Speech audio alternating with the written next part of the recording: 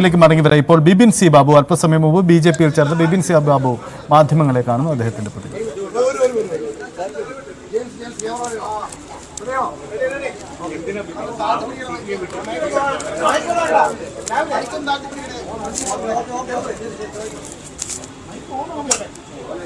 CPM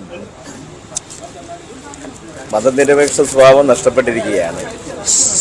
ഇന്ന് CPM എന്ന് പറയുന്ന പ്രസ്ഥാനം ഒരു വിഭാഗത്തിൻ്റെ മാത്രമായി മാറിക്കൊണ്ടിരിക്കുകയാണ്. കുറച്ച് വർഗീയ ശക്തികളാണ് ഇതിനെ ഇപ്പോൾ നിയന്ത്രിക്കുന്നത്. മതനിരപേക്ഷത ഇല്ലാത്ത പാർട്ടിയായി ഇത് മാറി. അതാണ് പ്രധാനപ്പെട്ട കാരണം. പിന്നെ ഈ രാജ്യത്ത് മോഡി ഗവൺമെൻറ് നടത്തിക്കൊണ്ടിരിക്കുന്ന വികസന പ്രവർത്തനങ്ങൾ നമുക്കെല്ലാവർക്കും അറിയാവുന്നതാണ്. സാധാരണ ജനങ്ങൾക്ക് ഉപകാരപ്രദമാകുന്ന ധാരാളം പദ്ധതികൾ കഴിഞ്ഞ 10 വർഷക്കാലങ്ങൾക്കിടയിൽ രാജ്യം ഭരിക്കുന്ന മോദിയുടെ നേതൃത്വത്തിലുള്ള ഗവൺമെൻറ് നടപ്പിലാക്കിക്കൊണ്ടിരിക്കുകയാണ്. വേറൊന്നും വേണ്ട, നമ്മുടെ ഉദാഹരണം നമ്മുടെ നാഷണൽ ഹൈവേ മാത്രം എടുത്താൽ മതി. കേരളത്തിൽ ഏറ്റവും വലിയ വികസന പദ്ധതിയാണ്. നമുക്കെല്ലാവർക്കും ഏറ്റവും ഗുണകരമാവുന്ന രൂപത്തിലുള്ള പദ്ധതികളാണ്. ഇപ്പോൾ റെയിൽവേ, മറ്റൊന്ന് റെയിൽവേയിൽ നടന്നിട്ടുള്ള വികസന പദ്ധതികൾ ഞാൻ എടുത്തതായിട്ട് പറയുന്നത് നമുക്കെല്ലാവർക്കും അറിയാവുന്ന 2 പ്രവർത്തനങ്ങൾ ഞാൻ ചൂണ്ടിക്കാണിച്ചതേ ഉള്ളൂ. ഇതെല്ലാം ജനങ്ങൾക്ക് ഉപകാരപ്രദമാവുന്ന നയങ്ങൾ രാജ്യത്ത് നടപ്പിലാക്കി മുന്നോട്ട് പോവുകയാണ്. അതുകൊണ്ടാണ് BJPയിൽ അംഗത്വം എടുത്തിരിക്കുന്നത്. പാർട്ടിയിലെ പരാതി നേതൃത്വത്തോട് പറഞ്ഞിട്ട് അവർ പരിഹരിക്കാൻ തയ്യാറായില്ല. ആലപ്പുഴയിൽ ഒരുപാട് നിർഭാഗ്യത. നിങ്ങൾ ഈ പ്രശ്നങ്ങളൊക്കെ ഉന്നയിച്ച് വിവിധ പാർട്ടി കുടുംബമാണ്. അമ്മ ദീർഘകാലം പാർട്ടിയാണ്, SFI മുതൽ പാർട്ടികളുണ്ട്. ഒന്നും ചെവിക്കൊണ്ടില്ല. അതാണോ? അതല്ല, ഇനി ആ പാർട്ടിയിൽ നിന്ന് ഇപ്പോഴത്തെ കഴിഞ്ഞ തെരഞ്ഞെടുപ്പ്, പാർലമെന്റ് തെരഞ്ഞെടുപ്പ് നമുക്ക് എല്ലാവർക്കും അറിയാം. ഇപ്പം ആലപ്പുഴ, എൻ്റെ നാടാണ് ആലപ്പുഴ. ഞാൻ ആലപ്പുഴയിൽ ജില്ലാ പഞ്ചായത്ത് വൈസ് പ്രസിഡന്റ് ആയിരുന്നു. ആലപ്പുഴയിലുണ്ടായ ദയനീയ പരാജയം CPM നമ്മളെല്ലാം മുന്നിൽ കണ്ടതാണ്. കേരളത്തിലുള്ള അവസ്ഥ അതുതന്നെയാണ്. ഇനി മുന്നോട്ട് പോകാൻ ഈ പാർട്ടിക്ക് പറ്റില്ല. പ്രത്യേകിച്ച് ജി സുധാകരൻ സാറിൻ്റെ അവസ്ഥ ഞാൻ നേരത്തെ പറഞ്ഞു. ഒരു വിഭാഗത്തിൻ്റെ കയ്യിലേക്ക് ഈ പാർട്ടി പോവുകയാണ്. അതിൻ്റെ ഭാഗത്ത് ഇന്ത്യയിലെ ഏറ്റവും നല്ല പൊതുപ്രവർത്തകനാണ്, ഏറ്റവും നല്ല മന്ത്രിയായി പ്രവർത്തിച്ചു ദീർഘകാലം കേരളത്തിന് വേണ്ടി സേവനമനുഷ്ഠിച്ച ആളാണ് ജി സുധാകരൻ സാർ. അദ്ദേഹത്തിന് പോലും ഈ പാർട്ടിയിൽ ദയനീയമായ അവസ്ഥയാണ് ആലപ്പുഴയിൽ ഉണ്ടായിക്കൊണ്ടിരിക്കുന്നത്. ഇതെല്ലാം ഒരു കാരണമാണ്. അതെല്ലാം ഒരു ഘട്ടത്തിൽ കഴിഞ്ഞു. അതെല്ലാം 2 വർഷമായി. അതിനെക്കുറിച്ച് അറിയില്ല. അതുണ്ട്, ധാരാളം പേർ, ആയിരക്കണക്കിന് പേർ ഈ പാർട്ടി വിട്ടുപോകുന്നൊരു രീതിയാണ്. ഈ സമ്മേളനമൊക്കെ കഴിയുമ്പോൾ എല്ലാവർക്കും ബോധ്യപ്പെടും. അതിപ്പം കുറച്ചു കാലം എടുക്കും.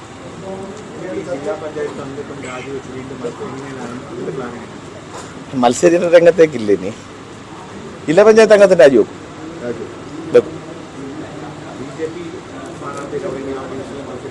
താല്പര്യമില്ല. പദവിയൊന്നും നോക്കിയല്ലോ, പദവിയൊക്കെ വന്നു ചേരുന്നതല്ല. പദവിയൊന്നും നോക്കിയല്ലോ നമ്മുടെ ഒരു പ്രസ്ഥാനത്ത് പ്രവർത്തിക്കുന്നത്. അവിടെ പൊതുപ്രവർത്തന രംഗത്ത് എൻ്റെ കുട്ടിക്കാലം മുതൽ ഞാൻ പൊതുപ്രവർത്തന രംഗത്തുള്ള ആളാണ്. SFIയുടെ ജില്ലാ സെക്രട്ടറി ആയിരുന്നു, പ്രസിഡന്റ് ആയിരുന്നു, DYFയുടെ ജില്ലാ പ്രസിഡന്റ് ആയിരുന്നു, DYFയുടെ സംസ്ഥാന കമ്മിറ്റി മെമ്പറായിരുന്നു. കുട്ടിക്കാലം മുതലേ ഈ പാർട്ടിയിൽ പ്രവർത്തിച്ച് ധാരാളം കേസുകളിൽ പ്രതിയായി 100 കണക്കിന് ദിവസം ജയിലിൽ വാസം അനുഭവിച്ച് അങ്ങനെയൊക്കെ പ്രവർത്തിച്ചു വന്നവരാണ്. അല്ലാതെ ഒറ്റയടിക്ക് വന്നവരല്ല.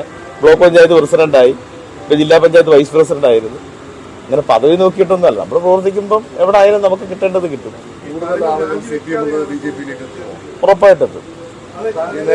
സംഘടനാ നടപടി ഉണ്ടായ സമയത്ത് തന്നെ BJP നേതാക്കളുമായി ഇല്ല, അങ്ങനൊന്നും ആലോചിച്ചിട്ടില്ല. ഏതാ അത് ഞാൻ വെക്കും, ഉടനെ തന്നെ വെക്കും.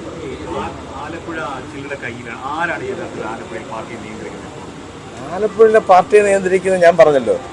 ഇപ്പൊ കുറെ വർഗീയവാദികൾ, തീവ്രവാദികൾ സമീപനമുള്ളവരാണ് ഈ പാർട്ടിയിലേക്ക് കയറുകയാണ്.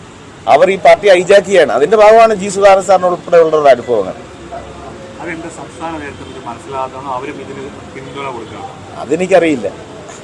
അവർക്ക് ബോധ്യപ്പെടേണ്ടതല്ലേ, ബോധ്യപ്പെടുന്നില്ല. അതിന് 2 വർഷം മുമ്പുള്ള കാര്യം, അത് കോടതിയിലുള്ള കാര്യങ്ങളാണ്.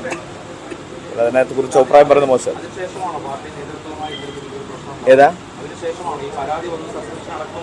പരാതി 2 വർഷം മുമ്പുള്ള സസ്പെൻഷൻ 2 വർഷം മുമ്പ്. അതിന്റെ സസ്പെൻഷൻ കഴിഞ്ഞിട്ട് ഇപ്പം എന്റെ പാർട്ടി തിരിച്ചെടുത്ത് ഞാൻ ഇപ്പൊ പാർട്ടിയിലുണ്ട്. സ്വാഭാവികമായിട്ട് ഇപ്പം കളഞ്ഞല്ലോ, മെമ്പർഷിപ്പ് ഞാൻ ഉപേക്ഷിച്ചല്ലോ. മറ്റൊരു പാർട്ടിയിലേക്ക് ചേരുമ്പോൾ സാധാരണഗതിയിൽ അങ്ങനെ രാജിവെക്കലില്ലല്ലോ, CPM-നകത്ത് രാജിവെക്കലില്ല. അംഗീകാരവും പിന്നെ അംഗത്വവും രാജിവെച്ച ശേഷമല്ലേ അതിപ്പോ ജില്ലാ പഞ്ചായത്ത് മെമ്പർ സ്ഥാനമല്ല, അത് ഞാൻ രാജിവെക്കുമെന്ന് പറഞ്ഞല്ലോ. ഏതെങ്കിലും പാർട്ടി പുറത്തിലേക്ക് വർഗീയവാദികളാണ് CPM-നെ ആലപ്പുഴയിൽ പിന്നെ നയിക്കുന്നതെന്ന് പറഞ്ഞിരുന്നു. കത്ത് കൊടുത്തിട്ടുണ്ടായിരുന്നു. കത്ത് ഞാൻ ഇലക്ഷൻ മുമ്പ് കത്ത് കൊടുത്തു, സംസ്ഥാന കമ്മിറ്റിക്ക് കൊടുത്ത് കത്തെല്ലാം പുറത്തു വന്നു. അതിനകത്തെല്ലാം കൃത്യമായി എഴുതിയിട്ടുള്ളതാണ്. ഒരു 8 മാസം മുമ്പ് ആ കത്തെല്ലാം പുറത്തു വന്നു. ഞാൻ കൊടുത്ത കത്തെല്ലാം പുറത്തു വന്നായിരുന്നല്ലോ, അത് ചാനലുകാരെല്ലാം വിവാദമാക്കിയായിരുന്നു. അതിനകത്ത് കൃത്യമായി എഴുതിയിട്ടുണ്ട്. എന്നിട്ട് നടപടി ഉണ്ടായില്ല എന്നുള്ളതാണ് ഈ ഒരു പുറത്തേക്ക് വരുന്നതിന് കാരണമായിരിക്കും. അതോ ഇനിയിപ്പോ അതിനകത്തൊന്നും കാര്യമില്ലല്ലോ.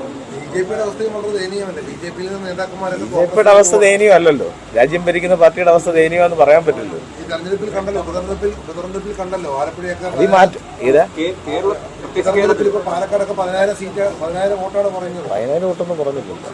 കേരളത്തിൽ ബിജെപിയുടെ അവസ്ഥ താഴ്ത്തു പോകുന്നതാണ് ഉദ്ദേശിച്ചത്. അങ്ങനല്ലല്ലോ, പാർലമെന്റ് തെരഞ്ഞെടുപ്പിലുണ്ടായ അവസ്ഥ അതല്ലല്ലോ. ആണോ? അല്ല. പാലക്കാടായാലും പാലക്കാട് ഇപ്പൊ നടന്ന ഉപതെരഞ്ഞെടുപ്പല്ലേ, കഴിഞ്ഞ പാർലമെന്റ് തെരഞ്ഞെടുപ്പ് BJPക്ക് മുന്നേറ്റമല്ലേ ഉണ്ടായത്.